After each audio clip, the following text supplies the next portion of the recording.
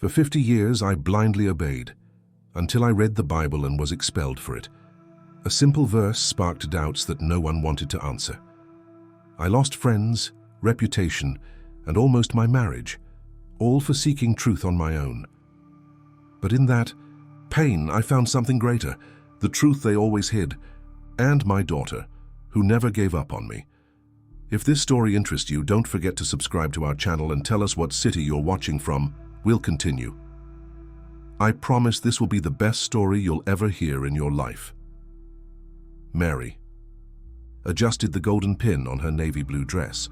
The shining symbol represented 50 years of unwavering dedication to the Congregation of Eternal Truth.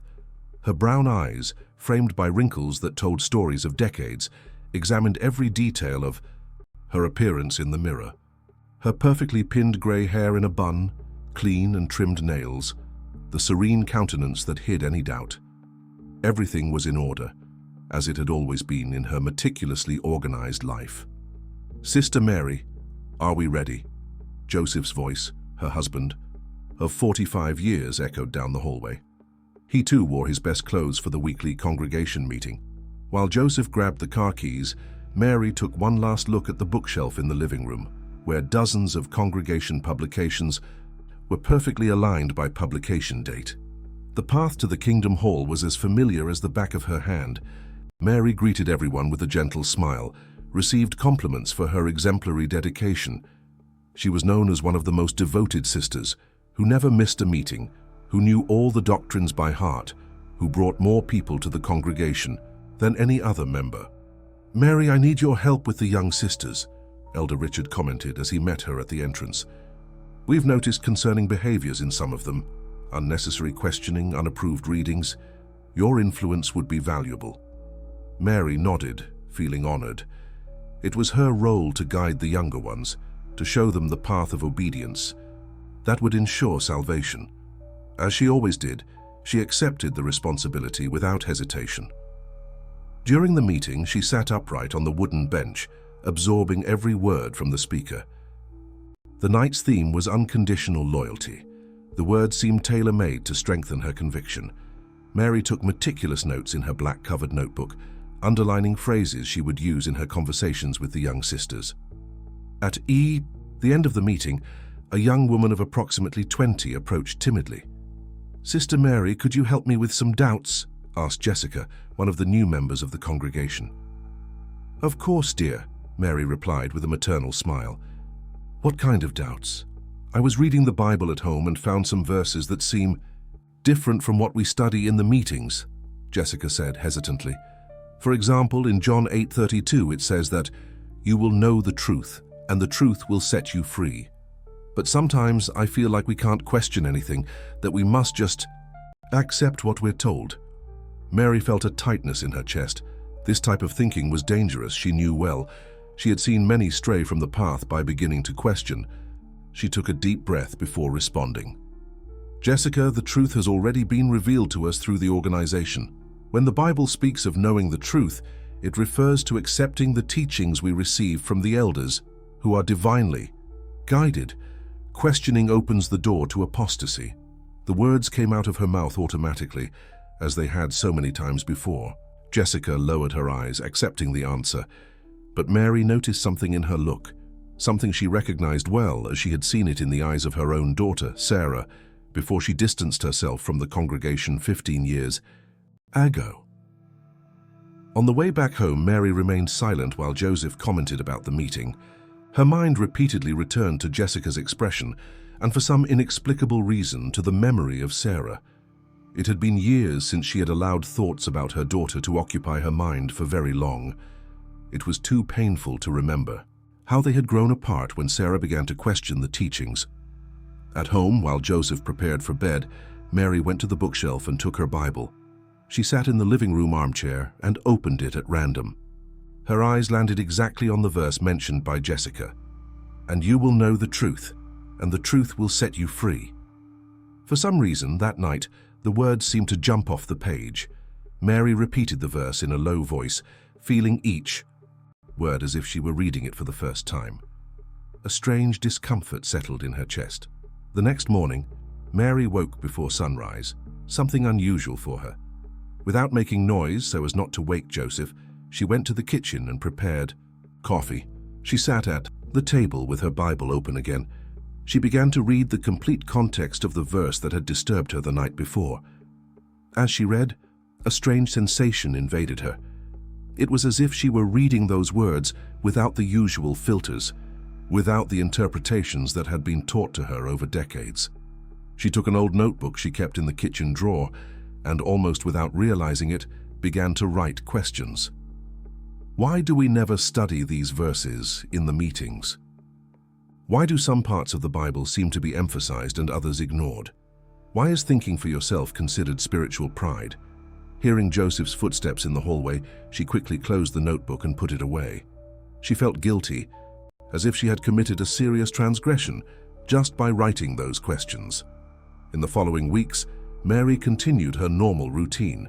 She participated in meetings, visited sick members, distributed publications. But something had changed inside her. She began to notice details that had previously gone unnoticed. How certain questions were deflected by the elders, how some verses were never mentioned, how the focus seemed to be more on the organization than on Jesus' teachings. One Saturday, while organizing the bookshelf, Mary found old publications of the congregation. Out of curiosity, she began to compare old texts with more recent versions on the same topic. She discovered subtle but significant alterations. Where there were once direct references to Jesus as the center of faith, now there was emphasis on loyalty to the organization. The discomfort grew, as did the questions in her secret notebook. Mary realized she was entering dangerous territory, but something inside her prevented her from stopping. 50 years of certainties began to transform into an avalanche of doubts. On a Wednesday afternoon, while she was alone at home, the doorbell rang. It was Jessica, the young woman from the congregation. She seemed nervous. "Sister Mary, I'm sorry to come without notice. I really needed to talk to you." Mary invited her in, served her tea, and waited for the young woman to speak. Jessica took a deep breath before beginning. "I was called to a meeting with the elders yesterday. They said I'm asking inappropriate questions, that I'm under the influence of rebellious spirits. They threatened to disfellowship me if I continue questioning." Mary's hands trembled slightly as she held her cup. The situation was too familiar. This was exactly how Sarah's estrangement had begun, the same accusations, the same threats. "What should I do, Sister Mary? I can't simply ignore these doubts. I feel like I'm truly seeking God for the first time in my life." Mary opened her mouth to give the standard response, the one she had given to so many others over the years, but the words didn't come out. Instead, she looked into the young woman's eyes and saw something she recognized, a genuine search for truth. "Jessica," she finally said, "perhaps we should study the Bible together. Just the Bible, without other publications. What do you think?" The words surprised them both. Mary could hardly believe what she had just proposed, something that, if discovered, could lead to her being called for a disciplinary meeting. But seeing Jessica's face light up, she felt that for the first time in decades she was doing something truly sincere. The secret meetings with Jessica became a ritual for Mary. Twice a week, when Joseph went out to handle congregation matters, the two would meet in the small living room. They studied the Bible without intermediaries, just letting the words speak for themselves. For Mary, it was like rediscovering a book she thought she knew intimately. "It's strange, isn't it?" Jessica commented one study afternoon as they examined the Gospel of Matthew. "When we read directly, it seems like Jesus was much more concerned with love and compassion than with rules and structures." Mary nodded, feeling a mix of liberation and guilt. Each discovery was both wonderful and terrifying. 50 years of certainties did not easily unravel. "Mary?" Joseph's voice, coming from the living room door, froze her blood. He had returned earlier, and his gaze alternated between his wife and Jessica, finally fixing on the open Bible between them without the official congregation publications beside it. "What's happening here?" he asked, with a calmness that barely disguised his apprehension. "We're just studying the Bible, Brother Joseph," Jessica replied quickly, trying to appear casual. Without the proper interpretations? His tone hardened. Mary, you know that. Independent studies are not recommended. The scriptures must be understood through approved publications. Mary felt the weight of 5 decades of unquestioning obedience pressing on her shoulders. She swallowed hard. I'm just helping Jessica. With some doubts, Joseph, nothing more. He didn't seem convinced, but didn't insist on the matter in front of the young woman. Jessica, sensing the tension, hastily said goodbye, promising to return another day. As soon as the door closed, Joseph confronted Mary. What's happening? With you? First I noticed you've been missing field activities, now I find you conducting unsupervised studies. Are you straying, Mary? The question hit her like a slap. Mary felt tears forming, but she contained them. Her entire life had been defined by being an exemplary wife and an exemplary sister in the congregation. The mere suggestion of deviation was devastating.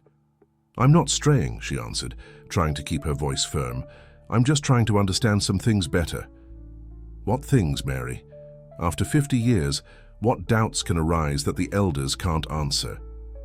Joseph seemed genuinely confused. For him, the path had always been clear. Follow the guidance, trust the organization, never question. I've been thinking a lot about Sarah lately, Mary confessed, surprising herself. Her daughter's name was rarely mentioned at home. Joseph visibly stiffened. Sarah made her choices. She chose apostasy over truth. There's nothing to discuss about that. What if it wasn't that simple? Mary dared to ask. What if she was just seeking answers like I am now? Enough. Joseph slammed his hand on the table, making Mary jump. I won't allow this kind of talk in my house. Tomorrow I'll speak with Brother Richard about what's happening with you. That night Mary couldn't sleep. Lying beside her husband, who was snoring peacefully, she felt more alone than ever. She thought about Sarah, about how harshly she had judged her when she began to ask similar questions to those now filling her mind. She remembered the day her daughter was officially disfellowshipped, how she maintained an impassive face during the public announcement, how she strictly followed the guidance to cut all contact with her. The next morning, Joseph left early to talk with Elder Richard. Mary took advantage of the solitude to retrieve the notebook where she wrote her questions. She reread everything she had written in recent weeks and added one more question. How could I abandon my own daughter in the name of organizational loyalty? The phone rang, interrupting her thoughts. It was Martha, one of the oldest sisters, in the congregation. Mary, dear, Joseph has been talking with Brother Richard about you. They're concerned. I thought I'd stop by so we could talk a little. Mary recognized the strategy immediately. Martha was often sent to counsel sisters who showed signs of straying. Her visits were gentle, but they had the clear purpose of reinforcing doctrine and dissuading questioning. I'm a bit busy today, Martha. Perhaps another day. A brief silence on the other end of the line. Mary, we're all noticing changes in you. Your absence in field activities, your comments in meetings, it's not like you. We're concerned that something or someone is negatively influencing your spirituality. Mary almost laughed. For decades, she had been the one making this type of call to other sisters. She knew the script well, the feigned concern, the insinuation of evil influences, the subtle pressure for conformity. I'm fine, Martha. I just need time for reflection. Reflection? Martha's tone hardened. Mary, you know that independent thoughts are dangerous. The organization provides everything we need to know. Mary took a deep breath. I need to hang up now, Martha. We'll talk later. She placed the phone back on the hook, feeling her heart racing. She knew what would come next. More visits, more pressure, eventually a formal summons for a meeting with the elders. She knew the system from the inside. After all, she had helped perpetuate it for decades.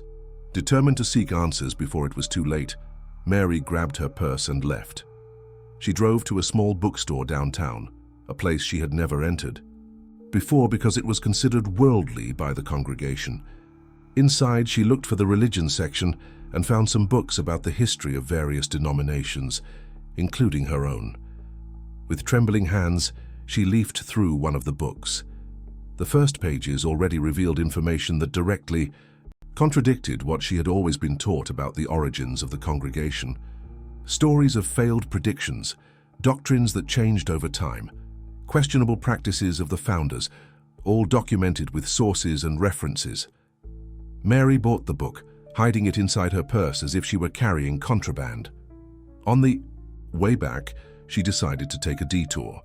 Without consciously planning it, she found herself driving to an address she had memorized years ago, although she had never visited, Sarah's apartment. She parked across the street and observed the building. Did her daughter still live there? Was she, well, happy? For 15 years, Mary had strictly followed the guidance to avoid any contact. She didn't attend Sarah's wedding, didn't know her son-in-law, didn't even know if she had grandchildren. While she was there, paralyzed by indecision, a young woman left the building. Mary held her breath. It was Sarah, now 40 years old, but unmistakable to a mother's eyes. Beside her, a girl of approximately 10 years old held her hand, a granddaughter Mary had never met. Tears blurred her vision. She wanted to get out of the car, run to them, hug them, but fear paralyzed her. What would she say after so many years of silence? How would Sarah react upon seeing her? While she hesitated, Sarah and the girl got into a car and drove away. Mary remained there, crying silently. What had she done in the name of faith? What kind of devotion required a mother to abandon her daughter? Back home, she found Joseph waiting for her with a grave expression. "Where were you? I tried calling several times." "I needed to think," she answered simply. "Mary, I spoke with the elders. They're very concerned. Brother Richard wants to meet with you tomorrow." She nodded mechanically. She knew what that meeting meant. She would be questioned, pressured to reaffirm her loyalty, to renounce any doubts. "Mary, understand that this is for your own good. For our spiritual protection. You've been an example for so many sisters. You can't falter now." Joseph's words, which would have been comforting before, now sounded empty. Mary realized that he genuinely believed he was helping her, protecting her from a terrible danger, just as she had believed she was protecting Sarah when she pushed her away. "I'm going to bed," she said, feeling exhausted. "We'll talk tomorrow." In the bedroom, Mary took the book she had bought and hid it among the clothes in the drawer. Then she sat on the bed and opened her notebook of questions. She added one more. "If I've been wrong for 50 years, what do I do now?" The next morning, Mary woke with a clarity she hadn't felt in weeks. She dressed carefully for the meeting with Elder Richard, choosing a modest dress she always wore for important congregation occasions. While Joseph drove to the Kingdom Hall, she tried to organize her thoughts. Upon arrival, they were greeted by Richard and two other elders, Anthony and Paul. Mary knew this configuration well, 3 men to judge a woman's behavior. She had indirectly participated in many similar meetings, preparing other sisters for the loving discipline they would receive. "Sister Mary," Richard began with a smile that didn't reach his eyes, "we're here because we're deeply concerned about your spirituality. We've noticed worrying changes in your behavior." Mary nodded, maintaining a serene face. Inside, she felt a storm brewing. "We've learned that you've been conducting unsupervised studies with young Jessica, that you've been questioning established teachings, that you've been missing field activities. These are signs of spiritual danger." "I have been asking questions," Mary admitted. "After 50 years of loyal service, I believe I have that right." The 3 men exchanged concerned looks. They weren't accustomed to this kind of direct response, especially from Mary, always so submissive and exemplary. "Right?" Richard's voice rose slightly. "Mary, this isn't about rights, but about obedience. The organization determines how and what we should study for our spiritual protection." Mary felt the weight of their gazes upon her. Joseph, seated beside her, kept his eyes lowered as if he no longer recognized the woman with whom he had shared almost half a century of life. "When I joined the congregation," Mary said in a calm voice, "it was because I believed I was following the truth. And the Bible says that the truth will set us free. But lately I've been feeling imprisoned, not free." "Sister Mary," Paul, the youngest of the elders, intervened, "these words sound like those we hear from apostates, people who have strayed from the truth due to spiritual pride." "Like my daughter?" asked Mary, surprising everyone with the direct mention of Sarah. She also asked questions, and what was our response? To push her away. I cut contact with my own daughter because the organization told me it was the right thing to do. Anthony cleared his throat, visibly uncomfortable. Disciplinary measures exist to keep the congregation clean. Your daughter chose the path of rebellion. Or perhaps she chose the path of intellectual honesty, Mary countered. Perhaps she was just seeking answers, as I am now. Richard stood up, abandoning any pretense of gentleness. Mary, this meeting has a very clear purpose. We're here to help you recognize the dangerous path you're following and return to spiritual submission.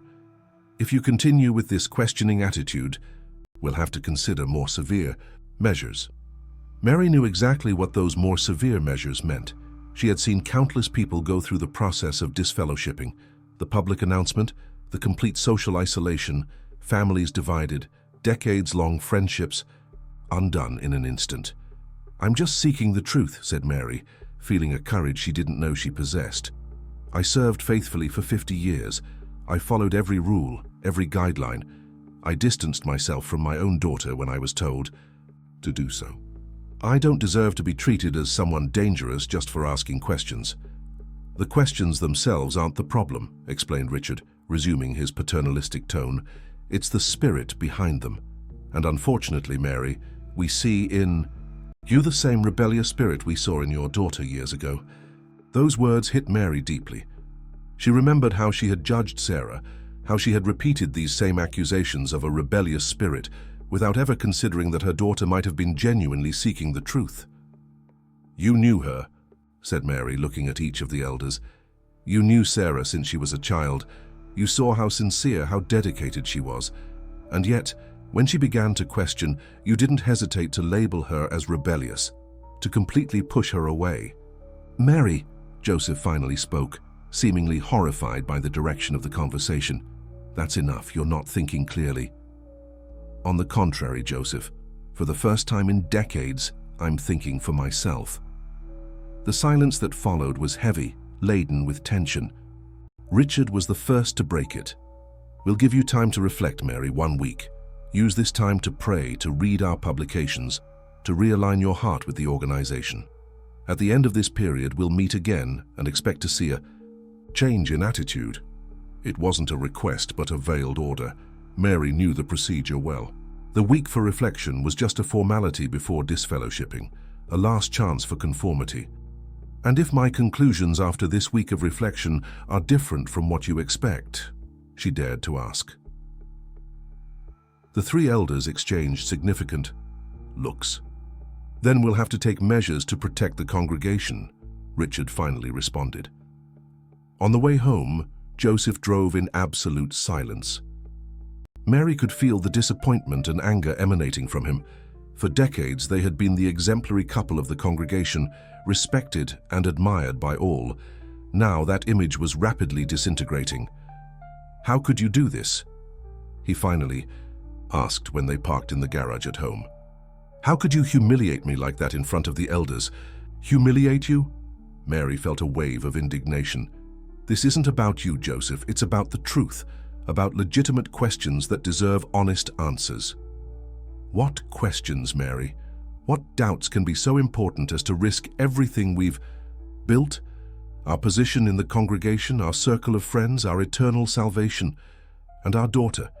Mary felt tears in her eyes. Don't you miss her? Don't you wonder how she is, if she's happy, if she has a good life? I saw her yesterday, Joseph. I went to her apartment. I didn't have the courage to speak with her, but I saw her, with our granddaughter, a girl we've never met. Joseph paled. You did what? You sought out Sarah? After everything that happened? Yes, and I should have done it long ago. 15 years, Joseph.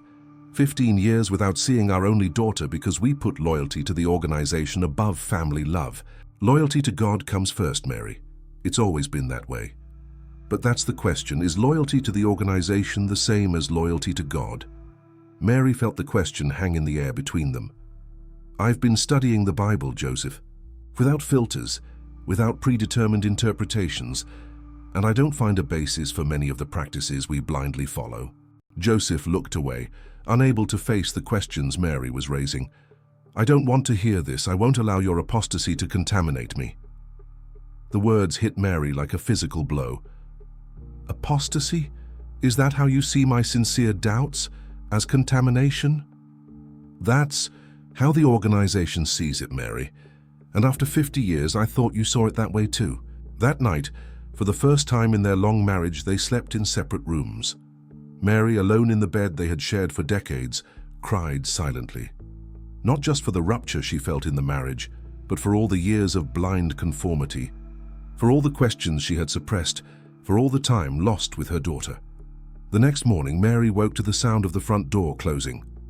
Joseph had left without saying goodbye, probably to talk with the elders again. Mary knew her time was running out. Soon the pressure would increase, not just from the leaders, but from the entire community. Determined to use the time she had left to seek answers, Mary took the book she had bought and began to read more deeply. With each page, she discovered information that directly contradicted what she had been taught for decades. Failed prophecies that had been reinterpreted, fundamental doctrines that changed over time, stories of dissenters who were silenced not because they were wrong, but because they asked the right questions. The phone rang, interrupting her reading. It was Jessica, sounding worried. "Sister Mary, I'm calling because, well, I was called for a meeting with the elders last night.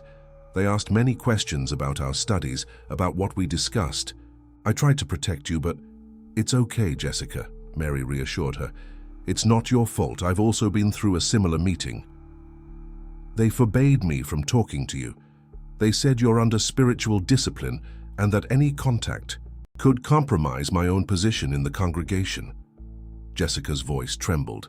"I'm afraid, Sister Mary. I don't want to lose you as a friend, but I also don't want to be disfellowshipped." Mary felt her heart tighten. She knew this fear well, the terror of total exclusion. "I understand, Jessica. I don't want you to risk yourself for me. But I want you to know one thing. Your questions are valid. Your search for truth is legitimate. Don't let anyone convince you otherwise." After hanging up, Mary felt the weight of the isolation that was already beginning to form around her. This was how the system worked. First the counseling meetings, then the prohibitions of contact, gradually cutting all social ties until formal disfellowshipping was just a formality. But Mary was no longer willing to submit passively. She picked up the phone and with trembling fingers dialed a number she had never erased from her memory, though she hadn't used it in 15 years.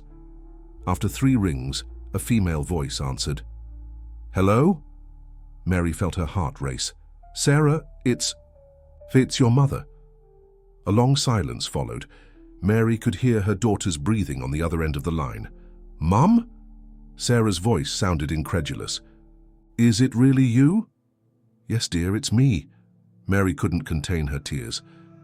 "I know it's been a long time, that perhaps you don't want to talk to me after everything that happened, but I need to see you." Another silence, this one even longer than the previous one. Mary began to think Sarah had hung up. Why now, Mom, after 15 years? The question was legitimate, loaded with pain accumulated over more than a decade of rejection. Mary took a deep breath. "Because I'm finally beginning to understand, Sarah. The same questions you asked, the same doubts, they're now mine too. And I'm discovering that perhaps you were right all along." A muffled sob from the other end of the line. "I never thought I'd hear that from you." "I know. I never imagined I'd say these words either. But things have changed, Sarah. I've changed. Does the congregation know? Does Dad know?" "Yes, and they're not happy. I'll probably be disfellowshipped soon, just like you were." "Mum," Sarah's voice softened. "I know exactly what you're going through, the fear, the confusion, the feeling that your whole world is crumbling. I went through it alone. I don't want you to go through the same." "Then, can we meet?" Mary held the phone tightly, as if she could physically grasp this fragile reconnection. "Yes, we can meet. Tomorrow, at the cafe near the Central Park, at 2 in the afternoon. I'll be there." Mary hesitated before adding, "Sarah, I saw you yesterday in front of your building with a girl. Is that my granddaughter?" "Yes, Mom. My daughter Emily. She's 10 years old and knows everything about you, even though she's never met." "You in person? I've always kept your memory alive for her." Mary couldn't contain a new flow of tears. "Can I meet her tomorrow?" Of course. She'll be happy to finally meet her grandmother. Upon hanging up, Mary felt a mix of emotions: joy at the prospect of reuniting with her daughter and meeting her granddaughter, fear of what Joseph would say when he found out, apprehension about the uncertain future that awaited her. But above all, she felt a peace that she hadn't experienced in weeks. She was finally following her heart, not just externally imposed rules. The sound of the front door opening announced Joseph's return. He entered the living room with a grave expression. "The elders have reached a decision," he announced without preamble. "You have until Sunday to publicly renounce your questioning and reaffirm your loyalty to the organization. Otherwise, you will be disfellowshipped." Mary nodded, already expecting this. "And what do you think of this decision, Joseph?" He looked away. "I think you have a choice to make, Mary. The organization or apostasy." "No, Joseph. The real choice is between blind conformity and honest search for truth." Mary took a deep breath before adding, "I spoke with Sarah today. I'm meeting her tomorrow." Joseph's face transformed into a mask of shock. "You what? After being expressly instructed not to have contact with her?" "She's our daughter, Joseph, our only daughter, and we have a 10-year-old granddaughter we've never met." "Don't involve me in this, Mary. You're choosing your path, but I choose to remain faithful." "Faithful to what, Joseph? To an organization made by fallible men, or to God and your conscience?" He didn't answer, retreating to the guest room where he had slept the previous night. Mary felt the abyss between them widening with each hour. 50 years of marriage based on a shared faith that was now rapidly fragmenting. The cafe near the Central Park was quiet that Thursday afternoon. Mary arrived 20 minutes before the arranged time, choosing a discreet table in the corner, from where she could observe the entrance. Her hands trembled slightly as she adjusted the simple dress she had chosen for the occasion, not the formal attire she usually wore for congregation events, but something more casual, reflecting the woman she was beginning to rediscover in herself. Each time the door opened, her heart raced. When she finally saw Sarah entering, accompanied by a girl with curly brown hair, Mary felt as if time had stopped. Her daughter, now a mature woman of 40, seemed so different and yet so familiar. And beside her, Emily, the granddaughter. She had never met, but whose features so reminded her of Sarah as a child. Mary stood up, uncertain how to proceed. 15 years of separation had created a chasm that seemed impossible to cross in a single meeting. But then Sarah smiled, a hesitant smile but genuine, and walked toward her. "Mom," she said simply, stopping a few steps away. "Sarah," Mary replied, her voice choked with emotion, "you look beautiful." A moment of silence, loaded with decades of unspoken words, until Sarah approached and, to Mary's surprise, hugged her. It was initially a cautious embrace that gradually transformed into something deeper, as if both were trying to recover all the lost time in that single gesture. "This is Emily," said Sarah as they separated, placing her hand on her daughter's shoulder. "Emily, this is your grandmother, Mary." The girl looked at Mary with curiosity without shyness. "Hello, Grandma. Mom has many photos of you at home. In that graduation one, you look exactly like her." Mary felt tears coming to her eyes. "It's a pleasure to finally meet you, Emily. You look a lot like your mother when she was your age." The three sat at the table, and for a moment, no one knew exactly what to say. It was Emily who broke the ice. "Mom said you're part of a religion. That doesn't allow you to talk to each other. Is that why I never met you before?" The direct question, typical of childish innocence, caught Mary by surprise. She looked at Sarah, uncertain how to respond. "It's okay, Mom," Sarah said softly. "I've always been honest with Emily about our situation. No resentment, just facts." Mary admired her daughter's maturity, so contrasting with the rigidity she herself had demonstrated for decades. "Yes, Emily, I was part of, still am technically, a religion with very specific rules. One of those rules is that we shouldn't maintain contact with people who have left the congregation, even if they're family members." "That seems sad," commented Emily, with the simple wisdom of children. "It is sad," agreed Mary, "and I'm beginning to realize that maybe it's not what God really wants from us." "Is that why you're here now?" asked Sarah. "Because you're questioning the teachings?" Mary nodded. "It started with small doubts, things I noticed in the meetings, contradictions between what we preach and what the Bible really says. Then I began to help a young woman, Jessica, who had questions similar to those you asked before leaving." "Before being expelled, you mean?" Sarah gently corrected. "I didn't leave voluntarily, Mom. I was disfellowshipped for questioning, and for refusing to say I was wrong when I believed I was right." "I know," said Mary, the guilt evident in her voice. "And I participated in that. I didn't defend you when I should have. I accepted the elders' decision without questioning, because I believed it was the right thing to do. Forgive me, Sarah." Sarah reached for her mother's hand across the table. "There's nothing to forgive. You were doing what you believed was right, following what you had been taught throughout your life. But I should have listened to my heart. I should have realized that no loving God would require a mother to reject her own daughter." "And what happened to change your perspective now, after so long?" Mary told about the recent months, the growing doubts, the studies with Jessica, the discoveries about the organization's inconsistencies, the meeting with the elders, the ultimatum. "I'll probably be disfellowshipped on Sunday," she concluded, "unless I publicly renounce all my questions and doubts, affirm unquestioning loyalty to the organization." "And will you do that?" asked Sarah, though her tone suggested she already knew the answer. "No," said Mary with surprising firmness. "I can no longer pretend I don't see the problems, the contradictions, the control, and especially, I can no longer accept a system that forced me to reject my own daughter." Emily, who had been listening attentively to the conversation, intervened. "Then now we can see each other always.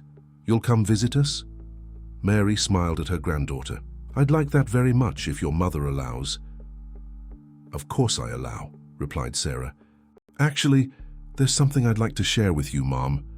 After I left the congregation, I went through a difficult period, questioning everything I believed in. But I never lost my faith in God. I just found a different way to express it." "How so?" "I found a Bible study group, people from different religious backgrounds who meet to study the scriptures without pre-established dogmas. It's not a formal religion, there's no hierarchy, just people sincerely interested in understanding the original message, without institutional filters." Mary felt a pang of hope. "And what is it like?"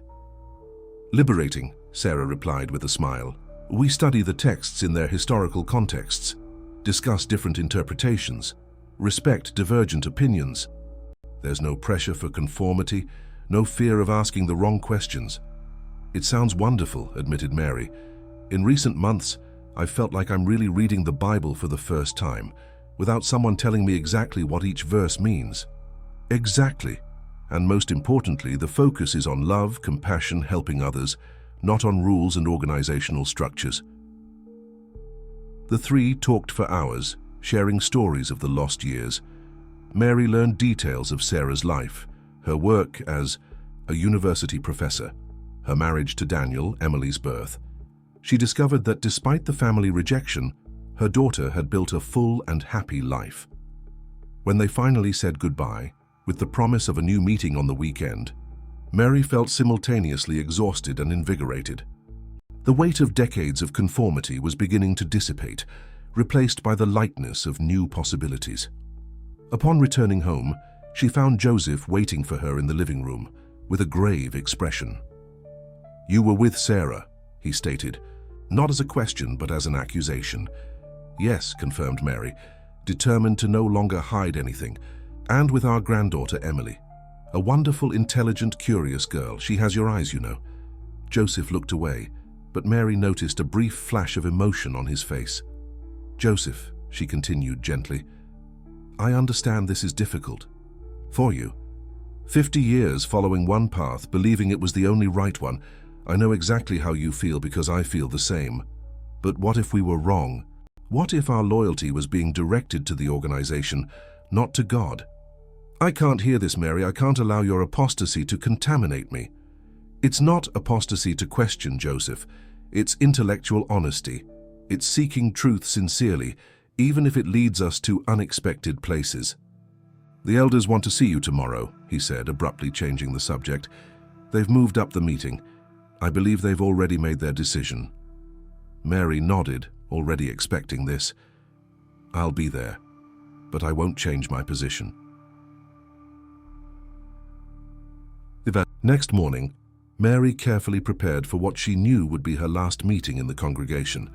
She chose a simple but elegant dress, pinned her hair in the usual bun, but left aside the golden pin that symbolized her long dedication. On the way to the Kingdom Hall, Joseph drove in silence. Mary noticed his hands gripping the steering wheel, tightly, his knuckles white from the pressure. "You can still turn back," he finally said when they parked. "Acknowledge your error, reaffirm your loyalty. 50 years, Mary. 50 years of faithful service can't end like this." "I'm not discarding those 50 years, Joseph. I'm just recognizing that perhaps we were mistaken about some things, that perhaps our loyalty was directed to the wrong place." He shook his head, unable to accept such a possibility. In the meeting room, the same three elders waited: Richard, Paul, and Anthony. Their faces revealed that the decision had already been made. "Sister Mary," Richard began without preamble, "we were informed that you maintained contact with your disfellowshipped daughter, contrary to direct guidance from the organization. Is this true?" "Yes," Mary replied simply. "I met my daughter and met my granddaughter." The three men exchanged significant looks. "We've also learned that you continue to express doubts about fundamental teachings, that you've questioned the authority of the organization, that you've conducted unsupervised studies." "Yes," Mary confirmed again. "I've been trying to understand the Bible for myself, without intermediaries." Richard sighed, as if deeply lamenting what he was about to do. "Mary, you've served faithfully for many years. You've been an example for many sisters. That's why we'll give you one last opportunity. Renounce these rebellious behaviors, reaffirm your loyalty to the organization, cut contact again with your disfellowshipped daughter. If you do this, we can consider just a formal reprimand." Mary felt Joseph tense beside her, clearly hoping she would accept the offer. For a brief moment she considered the possibility. It would be easier to conform, to return to the familiar safety of the routine she had followed for decades. But then she thought of Sarah, of Emily, of the questions in her notebook still awaiting honest answers. "I can't do that," she finally said. "I won't reject my daughter again. I won't deny the legitimate questions I have. I won't affirm blind loyalty to an organization made by fallible men." "Is this your final decision?" asked Richard, though the answer was evident. "Yes, but I want you to know I'm not rejecting God. I'm just seeking a more direct relationship with Him, without institutional intermediaries." Paul, the youngest of the elders, seemed momentarily disturbed by her words, but quickly recomposed his neutral expression. "Very well," concluded Richard. "In this case, you leave us no alternative. Mary Jones will be disfellowshipped from the congregation for apostasy. The announcement will be made on Sunday." Mary nodded, feeling a strange mixture of sadness and liberation. Beside her, Joseph kept his gaze fixed on the floor, his shoulders slumped in defeat. In the days that followed, Mary experienced the isolation she had for so long helped impose on others. People she had known for decades crossed to the other side of the street. Upon seeing her, phone calls completely ceased. Messages went unanswered. The silencing was almost total. Joseph remained at home but treated her like a stranger. They slept in separate rooms, ate meals at different times, avoided meeting in common spaces. For Mary, it was like living with a ghost. On Sunday, while Joseph prepared for the meeting where her disfellowshipping would be announced, Mary made a decision. She approached him at the bedroom door. "I won't ask you to choose between me and the congregation," she said softly. "I know how much your faith means to you, just as it meant to me for most of my life. But I want you to know that, regardless of what happens, you will always be my husband, the man I've loved for almost half a century. And there will always be a place for you in my life. if one day you decide there's room for questions in your faith." Joseph looked at her for the first time in days, his eyes revealing an internal conflict that Mary knew well. "Sarah," he said, hesitantly, "is she well?" "Yes," Mary replied, feeling a spark of hope. "She's very well, happy, fulfilled, and Emily is wonderful, Joseph. So intelligent, so full of life. She has your eyes, your smile." He nodded almost imperceptibly. "I'll be late for the meeting," he said, moving away quickly. But before leaving, he briefly stopped. "Tonight, perhaps we could have dinner together. You could tell me more about them." "I'd love that," Mary replied, feeling tears of relief in her eyes.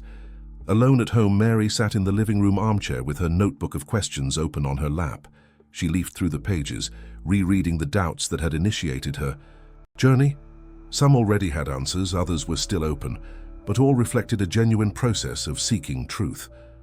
On the last page, she wrote a new question. "What will I do now?" The answer came naturally. She picked up the phone and called Sarah. "Mom, is everything okay?" Her daughter's voice sounded concerned.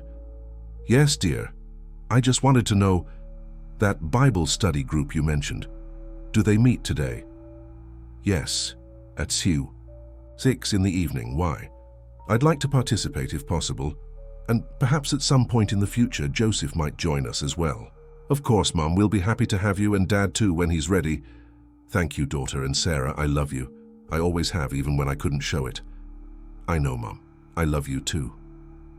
Upon hanging up, Mary felt a peace she hadn't experienced in decades. The path ahead was uncertain, but for the first time she felt she was following her conscience, not just externally imposed rules.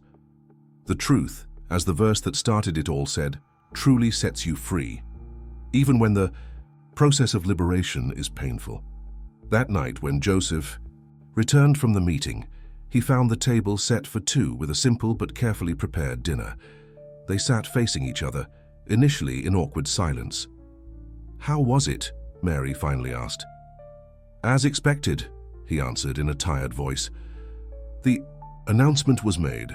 Some people asked about you, expressed sadness." Mary nodded, feeling a pang of pain for the loss of the community that had been her family for so long. "And how are you?" Joseph considered the question for a long moment. "Confused," he finally admitted. 50 years believing there was only one path, and now you're questioning too," Mary completed gently. "Maybe," he conceded. "Today, when they announced your disfellowshipping, I looked around and thought about how many other people we've lost over the years.